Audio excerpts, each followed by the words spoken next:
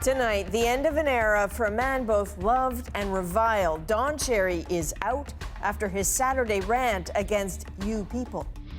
The coach in the corner didn't change the weight of public opinion, did. Protests in Hong Kong take a violent turn. Also tonight, the sudden death of the man who helped Syria's White Helmets. And Rosie sits down with this year's Silver Cross mother. You never think that they're going to get hurt badly because they're your children. Remembering the service of veterans, honoring their sacrifice, lest we forget.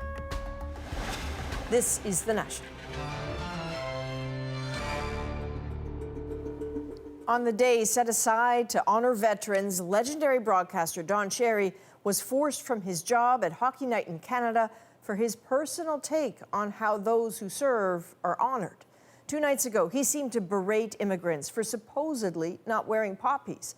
His words divided Canadians just as they have for decades. But this time, at long last, for some, Cherry's blunt and unapologetic style ended his career. Lisa Shing shows us how it happened. Hours before the news broke that Don Cherry was through, his comments were discussed at this Remembrance Day ceremony in his own city.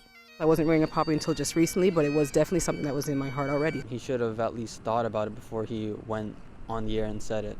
Here's what got them and the rest of the country talking. You people love you. They come here, whatever it is. You love our way of life. You love our milk and honey. At least you could pay a couple of bucks for poppies or something like that. That rant from the Coach's Corner star touched a nerve across Canada. These guys pay for your way of life that you enjoy in Canada. At first, Cherry's employer, Sportsnet, issued an apology, as did his longtime co-host. I owe you an apology, too. That's the big thing that I want to emphasize. I sat there, did not catch it, did not respond. As Cherry stayed silent, this afternoon his critics got their wish. Rogers Sportsnet said, following further discussions with Don Cherry, it has been decided it is the right time for him to immediately step down. The writing was on the wall for a little while now, but when it's time to go, it's time to go. I think it's about time that he takes a much-needed retirement. It's Don Cherry being Don Cherry, and it's getting scary that we can't say what we want in this country. NHLers also weighed in. Hockey's supposed to bring people together, and there's no place for stuff like that. So, I think it's the right decision to be made. This is a pattern of behavior that we've seen repeated throughout the years, repeatedly over the last couple of decades. And I think finally, obviously, there are people out there that are saying enough is enough. Don Cherry courted controversy for many years and was under contract with CBC for most of them. He may have lost his platform, but the founder of Hockey Night in Canada, Punjabi, says there still needs to be a conversation about what Cherry said. There are far less younger individuals that I see who are not wearing the poppy or who are supporting the poppy. But we need to speak to them about it. We need to have a conversation with them about the importance of it. And I think that's the missed opportunity that Don Cherry had. While others wonder if a simple apology could have saved his career. Lisa Shing, CBC News, Toronto. To the very end, Cherry maintained a legion of really loyal followers while also riling Canadians who called his viewpoints out of touch and destructive. Devin Heroux examines the double-edged dynamic that kept him in the spotlight for decades. That song, those suits, Saturday Nights with Don Cherry. For nearly 4 decades, the bombastic grapes, as many affectionately called him, spoke his truth. How could you not like me on TV if you're a Canadian? Good old boy like me. The cup is coming to Montreal. This guy's worse than McLean. Never holding back, an unwavering supporter of Canadian troops. Help the wounded. I'm sure they're their brothers. Help the wounded. Help the guys that are trying to get jobs. Help people like that. You know how many suicides there are for the Army right now? You'd be ashamed. They don't like the Canadian flag. He was polarizing, even offensive, like when he scorned certain players for wearing protective equipment. Most of the guys that wear them are European or French guys. Comments that forced CBC to temporarily implement a 7-second tape delay during his broadcast in 2004. Actually, women in the National Hockey League, I think it'd be great. I think every dressing room should have one. Then there was this. The rope shoulders like this are usually for women. And so they wrote in and said I was, didn't say, they said homosexual, which I thought was nice, didn't it? Cherry was unapologetic about how he sees the world, even when it landed him in hot water. Part of the reason why so many Canadians tuned in to Coach's Corner. You just never knew what Cherry might say next. Fair shake in life. Go out and get your own fair shake in life and work for it. Don't give me that stuff.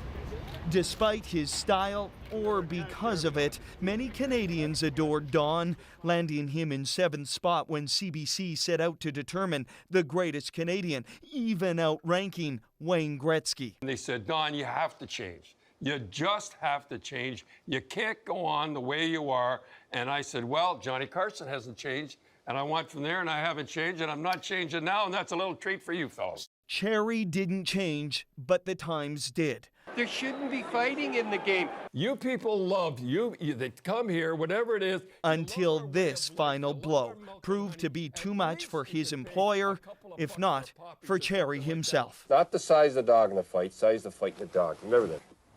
So, Devin, now that this is done, what are you seeing in terms of reaction to the end of Cherry's Coach's Corner career? You know, Adrian, it's like it's always been with Don Cherry, two very strong points of view on both sides of this. So take, for example, the organization that enforces broadcast standards in this country. Over the weekend, so inundated with complaints from Canadians, they said, stop sending them. We just don't have the technical capability to take your complaints. And on the other side, tonight, you have Don Cherry is right, people coming to his defense, trending second in this country. So, like Don Cherry, and Coach's Corner has always been controversial, polarizing, and Adrian, it seems that's the case right up until the end. We have not heard the end of this, I'm sure. Devin, thanks very much. You're welcome. So there was no official reaction from Don Cherry today, but the NHL had this to say.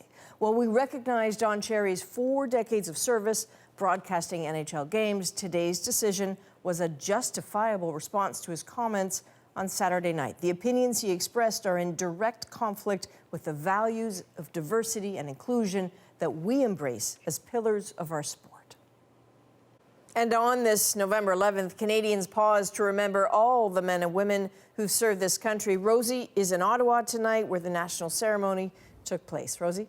That's right, Adrian. And yes, it's a little bit cold here today, but that certainly didn't deter the crowds in any way. I'm at the National War Memorial, that is just steps from Parliament Hill, where earlier today at this place, tens of thousands came out to mark Remembrance Day. Hannah Thibodeau was there and has more on how the ceremony unfolded and the special meaning it had for veterans. More than 30,000 people gathered at the National War Memorial to pay their respects to the men and women of the Canadian Armed Forces. But the number of Second World War veterans is diminishing. Only 33,000 are still alive. The average age, 94.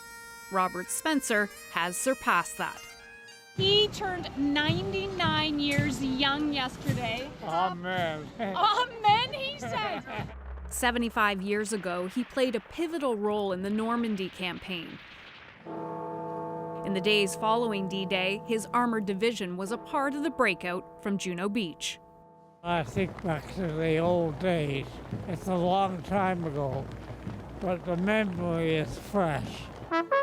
97-year-old Bill Anderson remembers it clearly today. When you have that moment of silence, what do you think about? Oh. All the nice things and the sad things. And they all mingled and jumbled together. It's a very big day. He arrived by landing craft 6 days after 14,000 Canadian troops stormed the beach at Normandy. I wanted to see and be seen and be part of the support our veterans deserve. It's so important for everybody to understand that there are things to be remembered, and the veterans have an opportunity to stand up and be counted. That's exactly what today is about. Taking time to reflect on the service and sacrifices of all of those who serve. Hannah Thibodeau, CBC News, Ottawa. Of course, it wasn't just here in Ottawa. There were ceremonies held across the country, a single thread of remembrance connecting Canada from east to west.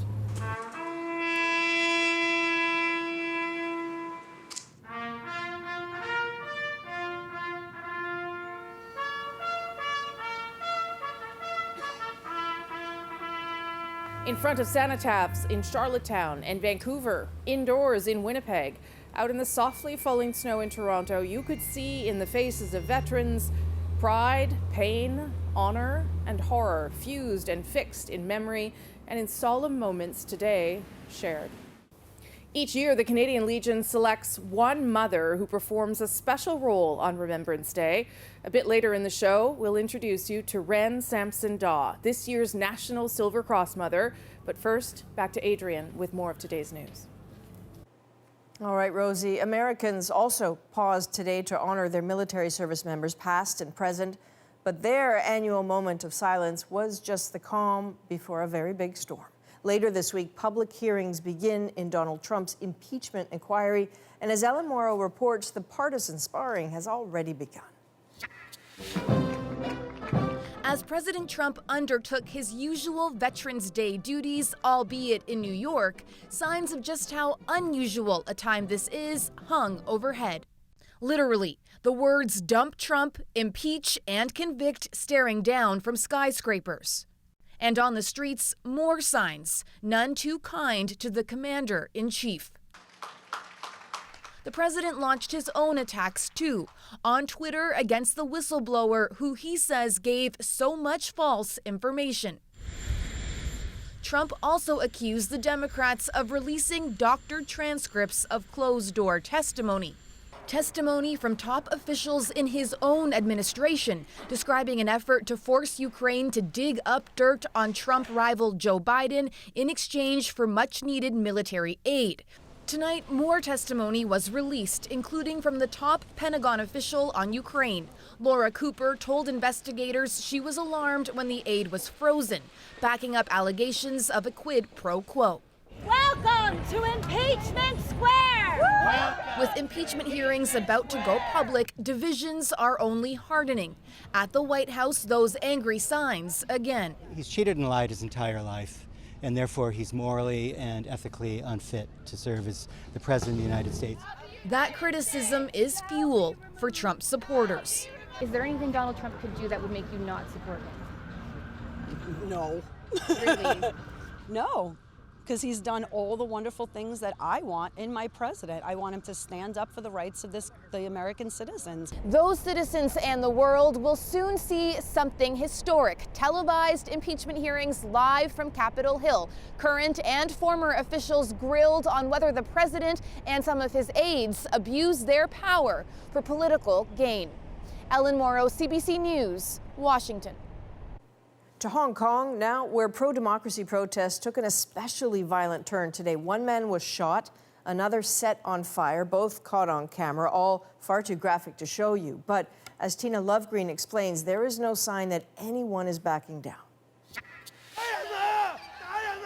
It's the kind of moment that could prove pivotal for the protest movement, one way or another. A scuffle between officers and demonstrators, then suddenly, police shot and wounded a protester at close range. He was taken to hospital for emergency surgery. The officer fired 3 shots, including one that hit that man. After the gunshot, the man attempted to flee but was subdued by our officer instantly. We certainly believe our officer did not have bad intention to hurt anyone. After 24 weeks of anti-government unrest, some clashes have happened during working hours, which has been rare.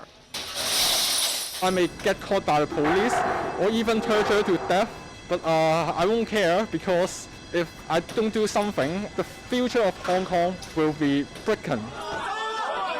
But not everyone agrees. A man who confronted a group of pro-democracy protesters was doused in flammable liquid and set on fire. The man is said to be in critical condition. Hong Kong's chief executive again called for calm. Violence is not going to give us any solution to the problems that Hong Kong is facing. News of heightened violence has people here concerned. This exhibit in Vancouver is showcasing the works of a well-known Hong Kong political cartoonist and raising money to support the student protesters. But what we are seeing right now is a worrying trend that we are seeing a massacre in slow motion. One thing's for sure, the protesters haven't slowed down. As the day turned to night, the rage continued as they dodged police. Tina Lovegreen, CBC News, Vancouver. The man whose efforts helped many trapped in Syria's civil war has died. Among many international tributes, Chrystia Freeland called the passing of James Lemessurier a terrible loss. Lemessurier played a key role with the White Helmets, and Renee Filipponi looks at his life and the investigation into his death. James Lemessurier's body was found just outside his Istanbul home early this morning. There are reports he fell from the balcony. How that happened is unclear. The former British Army officer is being described as a humanitarian. He started the group Mayday Rescue, which trained the White Helmets, also known as the Syrian Civil Defense. Oz Chatterjee knew him for years. All day he's been getting messages from people who are shocked by his sudden death. So many people looked up to James and admired him and respected him, and there is an overwhelming, sense of we've lost something and someone truly amazing. The White Helmets have made headlines over the years. It claims to have saved tens of thousands of people caught in rebel-held areas during the ongoing civil war, who were targeted by Syrian government bombs backed by Russia, something Lemessurier talked often about. They have all chosen to risk their lives to save others, and that makes every single one of them a hero. The White Helmets say they aren't political, but the Syrian and Russian governments see them as tools of the West. A tweet from the Russian Foreign Secretary just days ago accused Lemessurier specifically of being a British spy with ties to terrorist groups. The Russian charges against him that came out of the foreign ministry that he was a spy, categorically untrue. He was a real humanitarian, and the world, and Syria in particular, is poorer for his loss. Turkish officials have launched a full investigation into his death. Meanwhile, the White Helmets say its work in Syria will continue, despite the loss of a leader who has left the group with a large hole. Renee Filipponi, CBC News, London.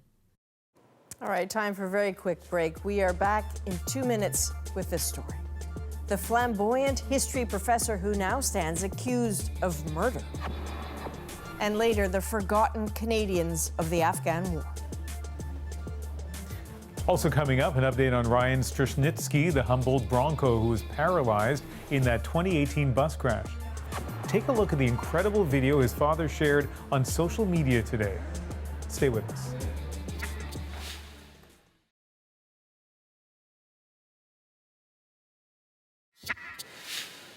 Welcome back. So you know this, truth is stranger than fiction, and sometimes it's more terrible too. The next story is definitely horrifying. It is, after all about a murder. But the details are so bizarre, so unlikely, they almost beggar belief. From the events surrounding the death in Russia to the man who admits to the murder. Chris Brown takes it on from Moscow. Not only did Oleg Sokolov seem to love dressing up as Napoleon, acquaintances say he even called his girlfriends Josephine, after the French emperor's first wife, and had them call him sire. The Russian historian was so eminent, France had awarded Sokolov the Legion of Honor. He'd been in a long-term relationship with a former student, 24-year-old Anastasia Yaschenko. Early Friday morning, security video footage shows Sokolov stumbling, apparently drunk, throwing a large bag, possibly two, into the Moika River. What it doesn't show is that the bag had Yaschenko's body parts in it, and when it wouldn't sink, Sokolov dived in to retrieve it and was arrested. He appeared in court today, crying at one point. Russian media reported he allegedly shot Yaschenko after an argument Thursday night, had people over for dinner Friday, and then dismembered her body after they left. police also found her remains in his flat. He makes a full confession, his lawyer said outside of court. He repents all that he has done as he confesses. The final part of his plan was apparently to commit a public suicide at St. Petersburg's historic Peter and Paul Fortress, but his arrest stopped that. Yaschenko's grieving parents, who came to court, told Russian TV they just wanted to collect their daughter's body and hoped her killer would get a long sentence. The gruesome case got full primetime treatment on Russian state TV. It showed a video of a younger Yaschenko receiving a prestigious honor, as lawyers debated whether the professor would plead insanity and essentially get off. Divers kept searching the Moika River for more of Yaschenko's remains, but apparently did not find any, though, weirdly, they did turn up a male skeleton, apparently unrelated to this case. Chris Brown, CBC News, Moscow. All right, let's get to Ian in our Vancouver National Newsroom. He is watching some developing stories for us. And Adrian, let's begin with a remarkable update on Ryan Strushnitsky. New video out today of the Humboldt Broncos hockey player moving his legs without assistance for the first time since last year's deadly bus crash.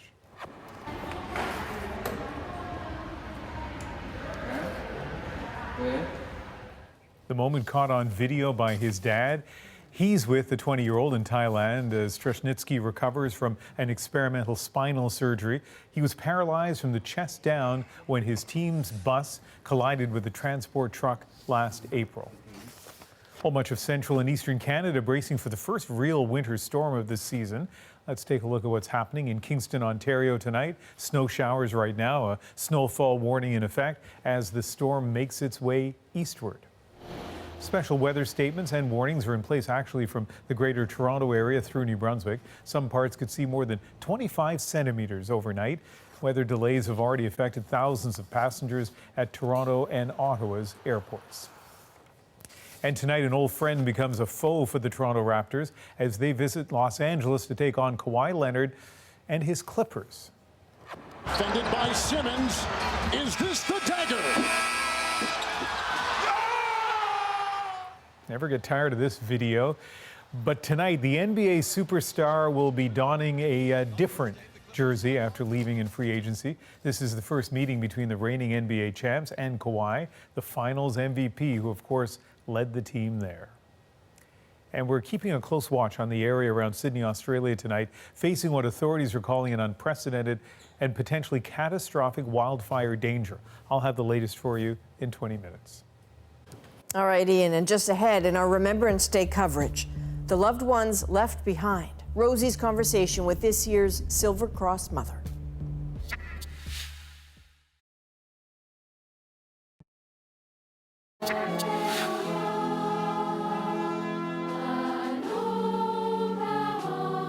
That is Ren Samson-Daw. She is this year's National Silver Cross Mother, laying a wreath this morning on behalf of all mothers who have lost children while serving in the armed forces. Daw and her husband, Peter, a retired lieutenant colonel, raised 4 boys, all of whom joined the armed forces. Their eldest is currently a major general and commander of the Special Operations Forces, but their youngest, Matthew, is gone, killed in Afghanistan. Last week, I spoke to her about that sacrifice and the road forward. Ren, thank you for making the time. You're very welcome. What was it like to raise 4 boys who would all then become soldiers, follow in Dad's footsteps? What was that like? Well, you can imagine what it's like to have 4 boys growing up in the same house.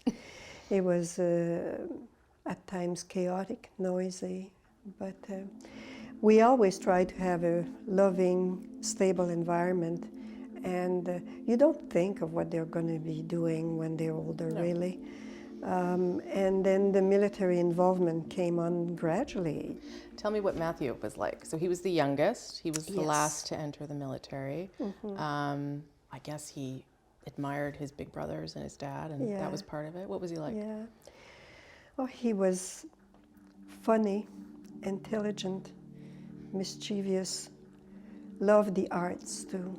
He was an actor. He was an incredible mimic. He would imitate his dad, his teachers, or any personality that he saw would be, or any character in a movie. He could recite lines, complete lines of Princess Bride. Oh, yeah. Oh, he Perfect. absolutely loved that movie. Was there ever a moment where you said or you thought, oh no, we can't all be in the military. I don't want you all exposing yourself to risk, and you don't all have to give back to the country. Was there ever a moment like that? Not precisely like that, Rosemary, but I would certainly remember the moments that I found out that each one of them was going to a mission, especially in Afghanistan, and I would have like almost a mini heart attack. But I always try not to show that too much in front of the boys, because they had made those choices. They wanted to do what they did, and on a couple occasions I kind of broke down and but walked away, and the boys didn't really want me to do that. So even when we said farewell to Matthew as he was leaving, I was very stoic and didn't want them to suffer the worry and the pain that I was going. That was mine and it wasn't theirs, and I didn't want to add to their burden. So you talked about how you didn't cry, but how did he feel about going over? He had the option of not going a couple of times because he was finished with his 2-year term as a platoon commander. That was the norm, you do this and then you go on to a next job. But at the end of that, his platoon was to go to Afghanistan. So he went to his commanding officer and he said, I can't let my guys go. We've trained together, and you would send them over there in a dangerous place with a new commander who doesn't know who they are, their personalities and so on. He said, no, I'm going.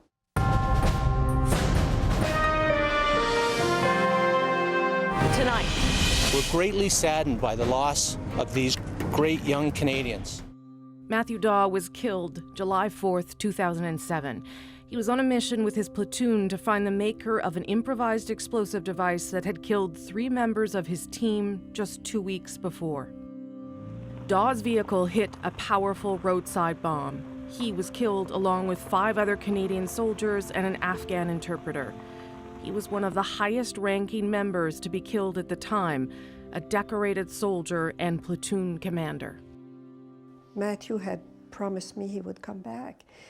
And it's silly, but you hang on to that, and you don't think it's the same way that they go hiking or skiing or mountain biking, and you never think that they're going to get hurt badly because they're your children. Did it make you angry? Did you have anger, or were you? No, it I wasn't can't where you say I wanted was to go. angry. Because somebody asked me, you must hate the guy who pressed the button to detonate that bomb. And the first thing that came to my mind, Rosemary, it might sound trite, but it's not, it really did. I thought, well, he was probably a trained soldier too. And I'm sure he has a mom who's mourning for him as well. Because I heard after that he had been killed also. So, I can't hate him. Why would I? I feel for my son. I don't have any particular feeling for, certainly not hatred for the guy who killed Matthew. Tell me about Lucas, who was 2 when his dad died. Tell me about how he reminds you of Matthew, what he knows of Matthew. Oh, he reminds me so much of Matthew that I keep calling him Matthew even to this day. I go to his hockey game and I'll shout, go go Lucas, go! So, but he's very much like his dad. Physically, he has the same build, the same posture, he walks the same. He's got the sense of humor, he's a good mimic as well.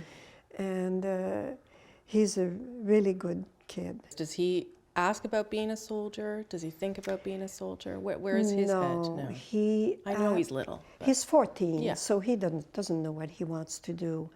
Of course, I think I would be worried if he went there in a way, but having said that, he would be a perfect candidate. He's athletic, he's a leader as well. But having said that, I certainly reminded Lucas that he's his own person. okay? He can do whatever he wants to do. Even though I call him Matthew on occasion, I will always love him for whatever he decides to do and will always be behind him. So he's his own person and he doesn't have to be his dad.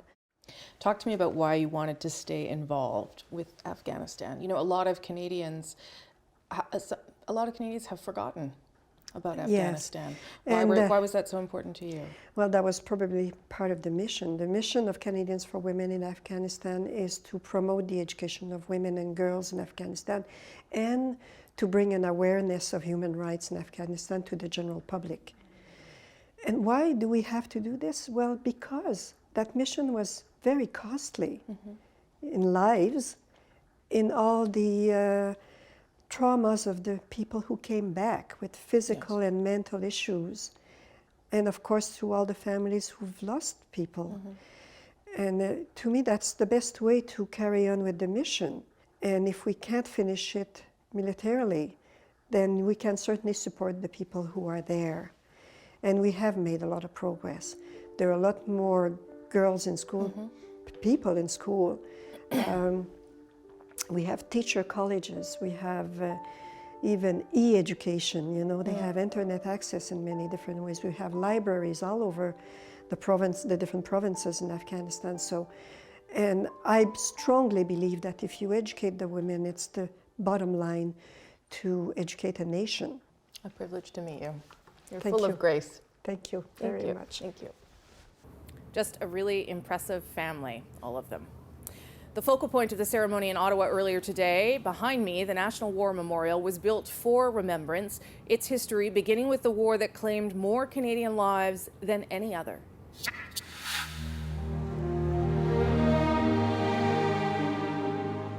It was 80 years ago this year that King George VI officially unveiled the memorial, originally built to mark Canada's sacrifice in the First World War.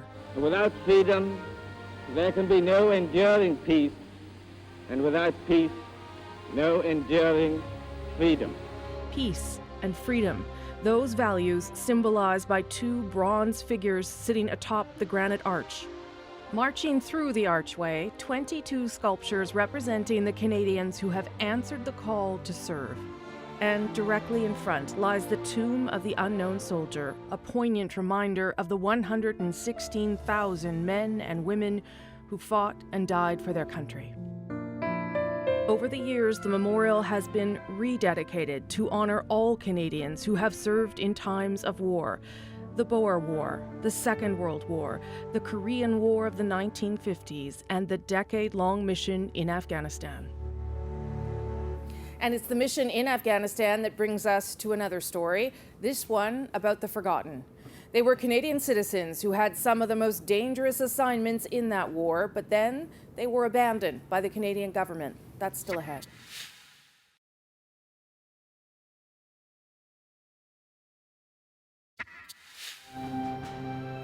That is the scene tonight at the National War Memorial, where earlier today tens of thousands attended the National Service of Remembrance here. Welcome back to Ottawa on this Remembrance Day. A group of civilian advisors is fighting for recognition. Afghan Canadians were the eyes and ears of the Canadian Army in Kandahar. They served alongside soldiers on some of the most dangerous missions. But after they came home, some say Canada turned its back on them. Murray Brewster now on an investigation into their care. These are both service medals given by the Canadian Armed Forces. Bashir Jamalzada has a box full of medals and memories, and not all of those memories are good. He is part of a small, vital group, Canadian citizens of Afghan origin, civilians selected by the Canadian military at the outset of the war in Kandahar for their language and ability to decipher an inscrutable Afghan culture. More than interpreters, some of them eavesdropped on insurgent communications. Others, unarmed, went into the community to gather intelligence on the Taliban, a dangerous cat-and-mouse game that took its toll. In Canada, nobody knows about our team, about our group. 65 Afghan Canadian advisors were hired by the Defense Department, and many of them served multiple tours, returning 5, 6, even 7 times. I wanted to basically help two countries that they belong to. They were trusted, given security clearances, code names to protect them from Taliban retribution. Some were assigned to work with the elite special forces, and for Canadian commanders, the advisors were indispensable. In many cases, what they picked up on those radio transmissions saved Canadian and coalition lives by interdicting perhaps any type of an attack. It was dirty, dangerous work. For Bashir Jamal Zata, the worst day was June 22, 2006, an almost 18-hour road trip to get back to the safety of Kandahar airfield. When we got to Maiwand, our convoy was hit by an IED. Basically, the vehicle behind our vehicle.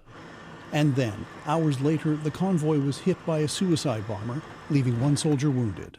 And he lost his left hand, and blood was everywhere in our vehicle. Post-traumatic stress disorder, that's something normal for everybody who comes from a battle zone or a war zone. I have bad dreams most of the times. I had sleeplessness. If I wake up in the middle of the night, I cannot go back to sleep. When Canada withdrew from combat in the summer of 2011, many advisors came home, only to discover, as federal contract employees, they were ineligible for the same federal PTSD and health benefits as soldiers. In fact, what they were told to do was to apply to provincial workplace safety boards. CBC News has documented the cases of half a dozen former Afghan advisors, some with cases stuck in the system for years. Have we failed them? Yes, we have. Because I think they have, we have not recognized fully yet the benefit, either as a federal public service or as an employer, we have not fully recognized what the solution needs to be for them. The country's military ombudsman conducted a low-key investigation. The Defense Department knew in 2005 it needed rules governing the use of civilians in war zones. It developed a draft policy, but it did not implement it until 4 months after the war was over. It's hurting. It's really hurting. Our group was treated like they didn't exist. Marie Brewster, CBC News, Ottawa. Coming up, a Remembrance Day moment. But first, how the discovery of some wartime letters has changed the life of a Saskatchewan woman.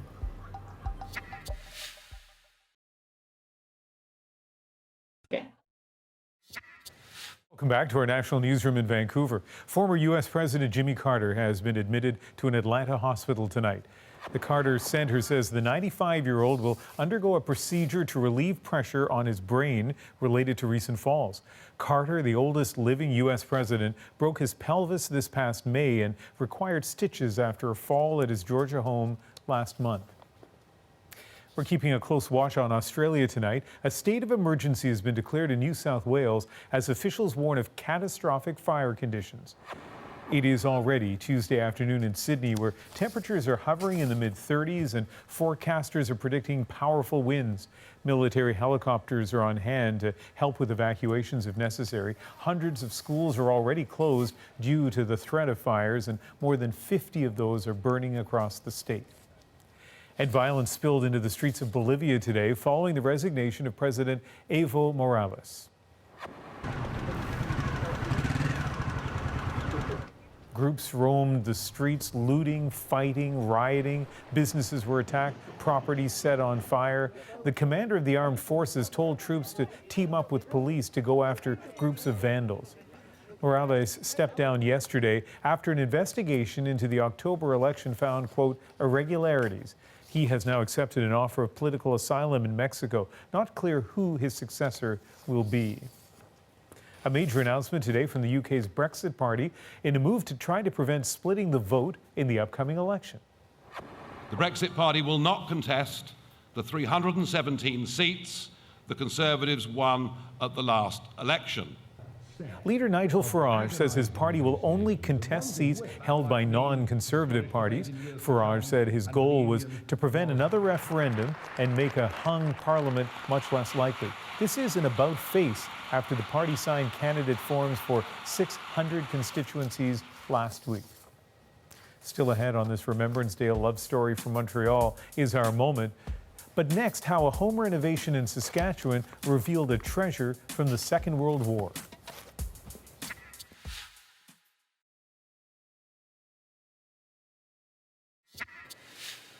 Welcome back.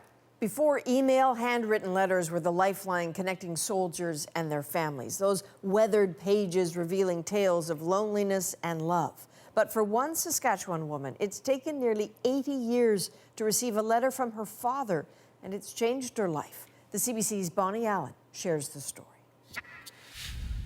At the age of 81, Connie Reguer remembers how, as a little girl, she would pine for the father she barely knew. During the Second World War, Corporal Sidney Wilson served overseas on the front line for nearly 5 years. Father is leaving us. She wrote this poem and describes the moment her father returned home a stranger. Hiding behind the stuffed chair. I'm 7 and know enough not to talk to strangers. Just as she wrote those words, Derek Madigan uncovered a stack of mysterious papers inside his attic wall. He was doing home renovations and found children's drawings and letters from a soldier to his wife and kids. My own darling, I said last night you wouldn't get any more letters from me in 1944, but it looks like you're going to get another. I have been thinking about you and the kids all day and wishing I was spending this new year with you. Signed, Love to the Kids, Dad. All my love, your Sid. Madigan delivered them to the local Legion into the hands of manager Connie Nightingale. In our Vimy room, we have the Veterans Photo Gallery. By sheer coincidence, it happened just before she met the other Connie to talk about her poem and her father. She told me his name, and I just about fell out of my chair, being that these letters that had just been brought to me the day before, I had already pulled these records. Serendipity, nearly 80 years in the making. I cried and I cried and I cried. I opened them and saw his handwriting, and I realized how vulnerable he was. He was so young. Reguer says her father came home a tortured soul, but stoic and distant. These letters speak to her in a way he never did. I couldn't talk to you when I was alive. I'm talking to you now. Can you remember him saying the words, I love you? No. And yet here? It's all over. And on this day, she meets and thanks Derek Madigan, the man who found a piece of history and helped her rewrite her own. Bonnie Allen, CBC News, Weyburn, Saskatchewan. Amazing. Stay with us now. We have a special Remembrance Day moment coming up. It's a love story from Montreal when Howard met Annie, a romance still going strong even after 7 decades.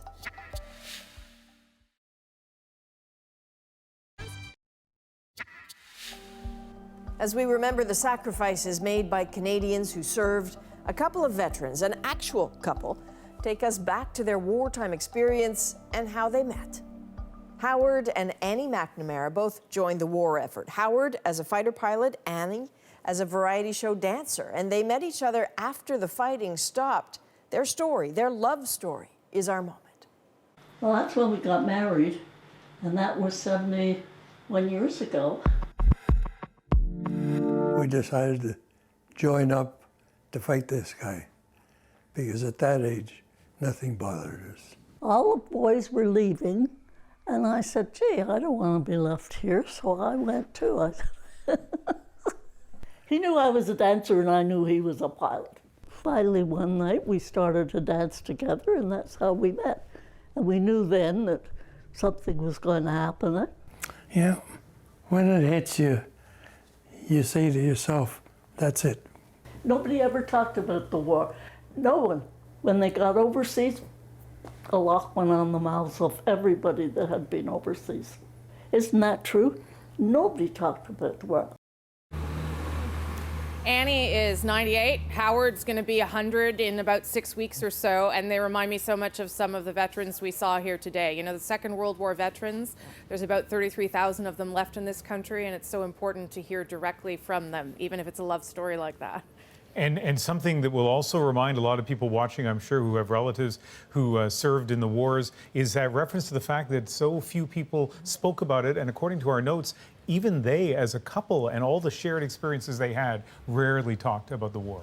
And what a couple it is. Howard has plans. Apparently, he's heading overseas at the end of November to visit some of the war cemeteries. There's a lot more life in those, too. That is a national for this Remembrance Day, November the 11th.